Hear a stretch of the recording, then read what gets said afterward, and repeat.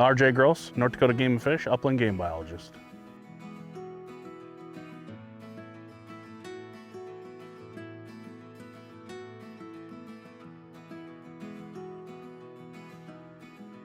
Turkeys are not native to North Dakota.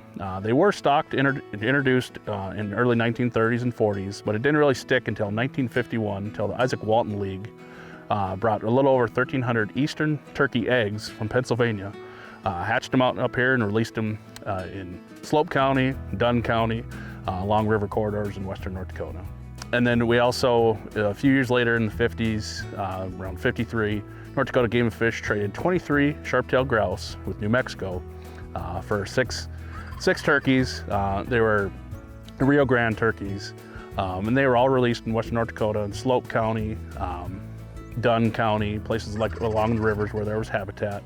And that went through all the 50s. And there was also a few other organizations brought in Merriam's turkeys. So, you know, they didn't know which subspecies was gonna stick, so they just brought them all in. You know, they switched spots. You know, every spot where turkeys were released, they released Easterns, Merriams, and Rios in subsequent years. Most of our turkeys here display Eastern and Merriam characteristics, but you know, we haven't done genetic studies or anything like that. It would be nice someday, but mainly the Eastern characteristics are what are displayed in North Dakota turkeys. Back in the 30s and 40s, they thought the turkeys were here because a lot of times sandhill cranes were called wild turkeys by people. So they just thought, you know, standing out in the field, those were turkeys. And, you know, turkey hunting is popular, you know, down in the southeast and places like that. So, you know, it's kind of how all game birds kind of evolved. You know, those are fun somewhere else. Let's try and move them up here, see if they stick. The previous biologists, you know, back in the 50s and 60s, I don't think they would ever dreamed of how well turkeys are doing now. You know, statewide, you know, when they were first introduced in 1951 by the Isaac Walton League, that was in western North Dakota where we had the good habitat. And now, I mean, basically if there's a river corridor where there's turkeys that are wandering in. And, you know, they've done well. You know, our first hunting season was 1958. They closed a couple times, and you know, those first, back in 1958, the first tags were $6, which was quite a bit of money back then. And you know, up to last year, you know, we had a record number of hunters harvested. You know, we gave out almost 7,000 tags harvested. You know, right around 5,000 birds. You know, so which is nothing compared to, you know, those southeastern states. But our turkeys are doing well. Our population has been increasing, you know, where other parts of the state or parts of the country have been decreasing. So, you know, if it's, you know, in turkeys, obviously they need, you know, the woods, they like river corridors. So, you know, in North Dakota, if you have the opportunity to get a tag, you know, find some wooded areas along rivers, you probably have an opportunity at a turkey. When you think of turkey hunting, you know, a lot of people think of that spring type, you know, where you have the gobblers, you know, sounding off, doing their struts and displays. Coming into decoys, you know, calling them in, things like that. They're really receptive then, and that's really fun. As opposed to, you know, the fall season, which is, you know, population control where you can shoot the hens, anything, you know. But that spring one is just, you know, and it's really good way to introduce a new hunter. You know, it's not terribly hard, especially in North Dakota.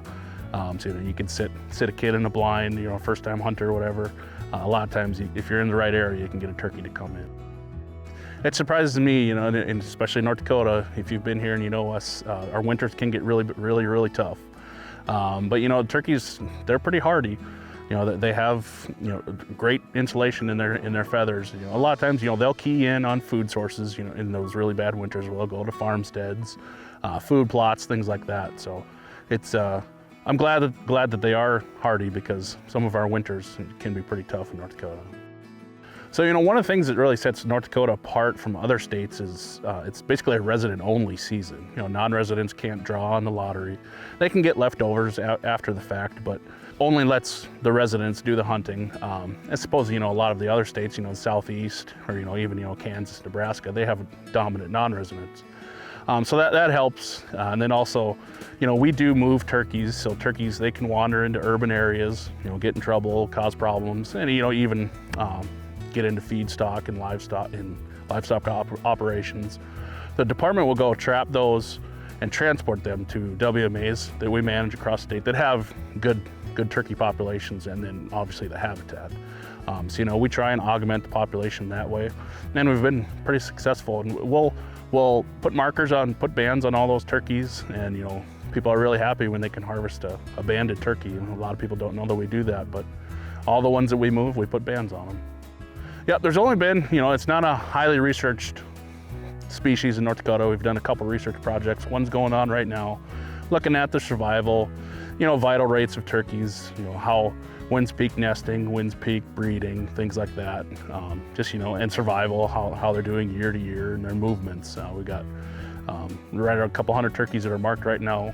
We're looking at that. And then past research that has shown basically what habitats in North Dakota that the turkeys need, and obviously, you know, it came out that they need wooded areas, and then they'll key in on farmsteads. If you've never experienced it, you know, go out, you know, looking at when they're, you know, especially when they're up in the trees, up in the roost, right as the sun's coming up, you know, they'll really start being vocal, gobbling.